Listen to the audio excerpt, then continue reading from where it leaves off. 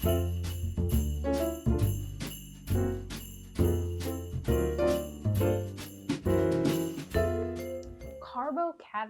rearrangement.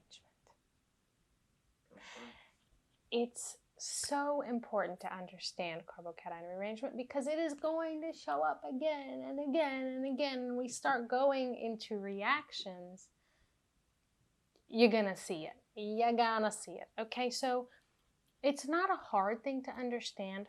What's the most important thing that I want you to take away from this video? It's a phrase. And I say it over and over, and you're going to hear me say it over and over. And I'm so sorry because I repeat myself for like everything. But the phrase is, if a carbocation can rearrange, then it will rearrange. Okay, so I'll say it one more time. If a carbocation can rearrange, then it will rearrange. What do I mean? I need to go a little bit more in depth to really describe what that phrase means. So before we get to that, what should we do? Oh, let's read this here. Compounds with an unstable carbocation, it should say a less stable carbocation because it's relative. You know, what's unstable, what's not, you know, it's all relative, okay? So have the potential to rearrange to form a more stable carbocation.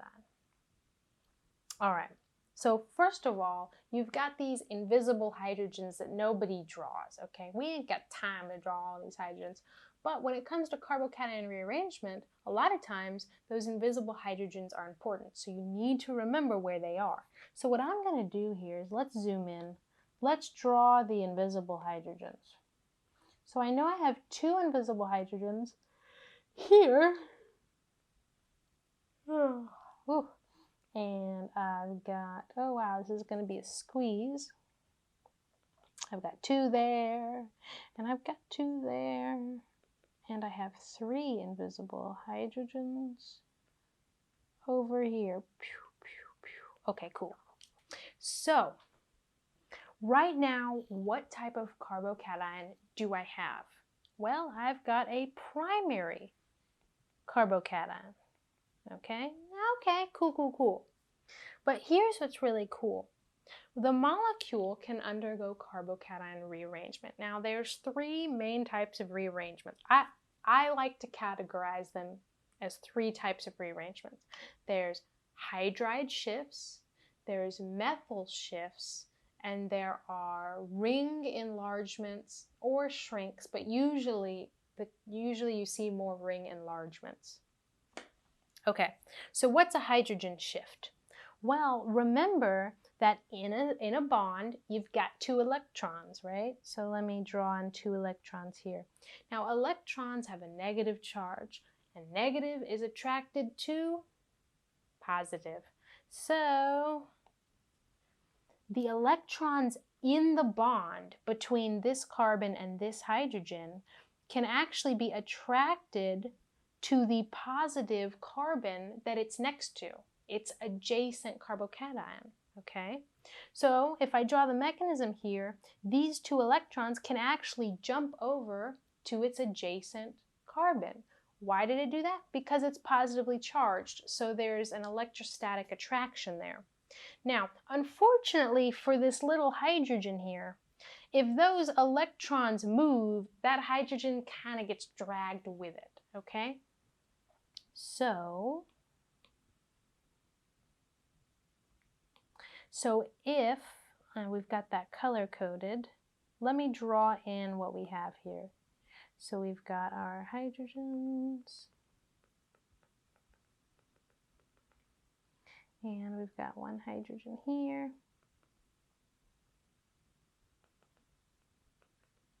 Okay, so originally at carbon number, let's call these 1, 2, 3, 4. So originally carbon 4 only had 2 hydrogens on it, but when that bond, when those electrons jump over, they drag that hydrogen with it and they form a new bond. So they form a bond to this carbon, and there are those 2 electrons. And here is that hydrogen. So there are those 2 electrons that we just jumped over. Let's get rid of that.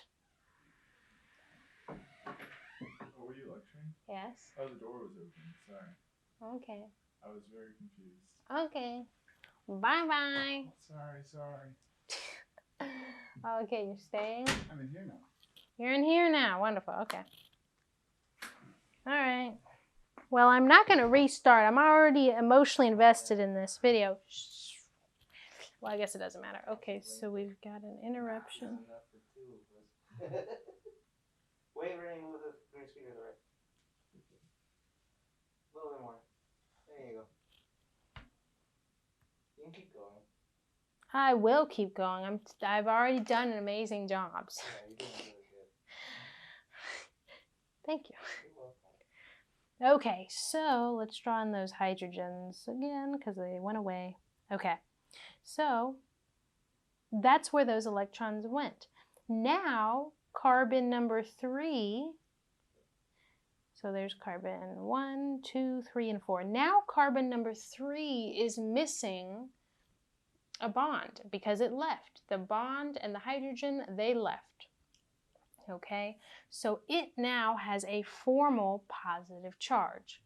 Now let's look at this new carbocation that we've just formed.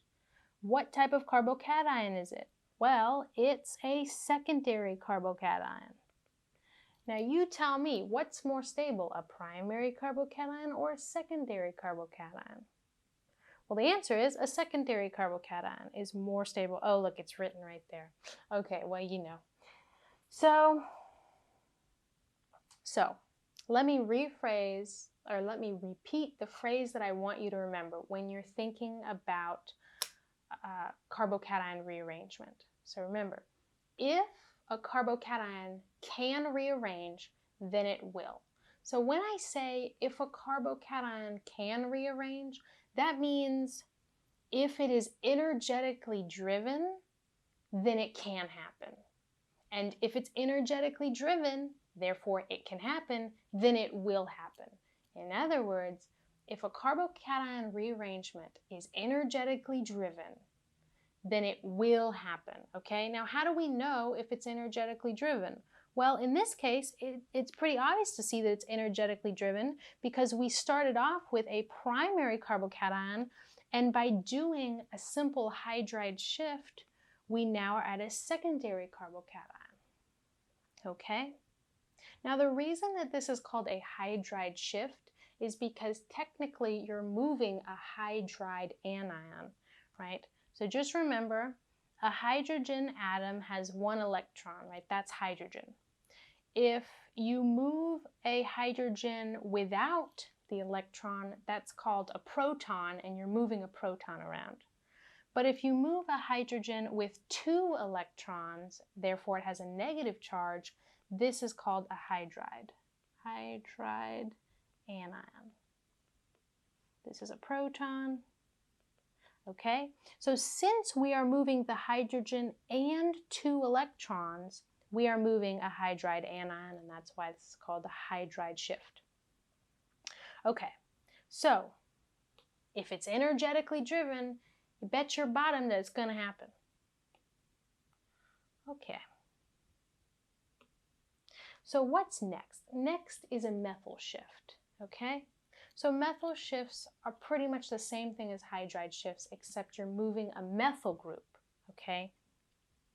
So let's look at this. We've got a secondary carbocation right here. Look at that. I don't even have to write it. They've already shown it. Now, if we look at this, we've got 3 hydrogens. Let's draw them in gray. We've got 3 hydrogens over here.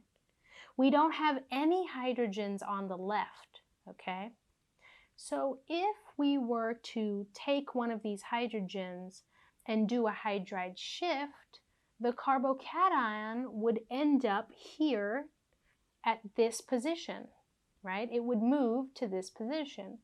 And that means we would be going from a secondary carbocation at the beginning, and after our hydride shift, we would have a primary carbocation. Is that something that would happen? No, right? Because that's not energetically driven. Going from a secondary carbocation to a primary carbocation means you're going from a more stable state to a less stable state. Is that something that's going to happen? No, because it's not energetically driven. So this molecule right here is not going to be able to do a hydride shift. So let's just get rid of that out of our mind because it can't happen, okay? So, okay, it can't do a hydride shift. Is there anything else it can do? And this is where we come into methyl shifts. Methyl groups are small enough to where they can move just like a hydrogen, but you usually won't see anything larger than a methyl group. So you'll really only be seeing hydride shifts and methyl shifts. Nothing bigger than a methyl group, really. So if we look at the next door neighbor on the left here, we have 3 methyl groups, okay? And so let's just look at one of them. So here are the electrons in the bond. And if I take these electrons, let me draw my methyl group here. So if I take these electrons on an adjacent carbon and I move them onto the carbocation, and remember they're negative, so they're attracted to the carbocation, then what happens? Well, we will get one less methyl group in this position, and we will have one more methyl group in that position. And because of that methyl shift, we will now have a carbocation at this position. And so you can see that that's actually what's happened here. We now have a carbocation at this carbon. Now, the question is, you always have to assess. Whenever you do a hydride shift or a methyl shift, you have to assess, was this energetically driven? So we started at a secondary carbocation.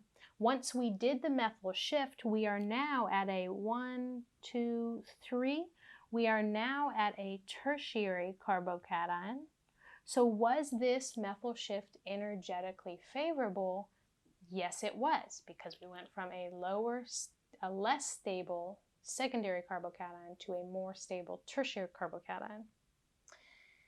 Is there anything else I want to say? Yes, you can only do hydride shifts and methyl shifts. You can only move them one carbon over. So you can only move those groups to adjacent carbons.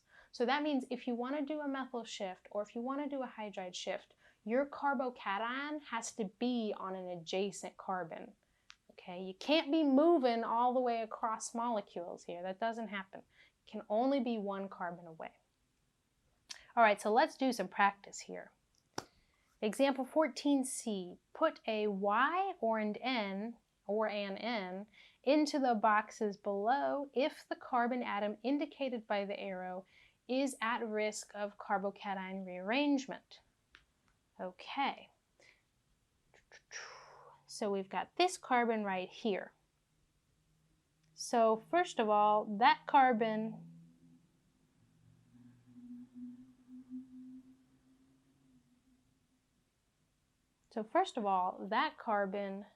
doesn't even have a positive charge. Okay, so it's not going to undergo any sort of rearrangement because there's nothing driving it. There's no attraction, okay? So no, that's kind of a trick question, I guess. Anyway, so let's look at the more normal questions. So we've got this carbon, and this carbon. So let's look at the one on the left. This is a tertiary carbocation to begin with, okay? So I'm going to look at adjacent carbons. So here we've got 3 hydrogens. But if I do a hydride shift with any of these hydrogens, so if I do this, let me show you. If I just move that over there, I will end up with a positive charge here, and that would be a primary carbocation. So I'd be going from a tertiary carbocation to a primary carbocation. Is that energetically driven? No, it's not. Okay, because you're getting less stable. That wouldn't happen. Okay, so that wouldn't happen. All right, so nothing from that carbon. Let's look at the other neighbors. So this carbon also has 2 hydrogens. Well, it has 2 hydrogens, okay? If I do a hydride shift from this carbon, we'll end up with a positive charge here. And again, that carbon will end up being a secondary carbocation. Is it energetically driven? Is it energetically favorable for us to go from a tertiary carbocation to a secondary carbocation? No. So that's not going to happen. Okay, and there's only one more neighbor left that we can look at, and it has an ethyl group, a methyl group, and a methyl group. Okay, and remember, we can't really, we don't move ethyl groups. We're going to move methyl groups more easily because they're smaller. So if I do a methyl shift here, what happens? Well, I'll end up with a positive charge here, and this methyl group will be gone, and so it will be a tertiary carbocation.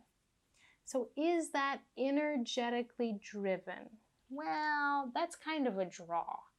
And so could it happen? Maybe, but it's very, very unlikely to happen because there's really no stability occurring with this change. So there's nothing really driving this to happen.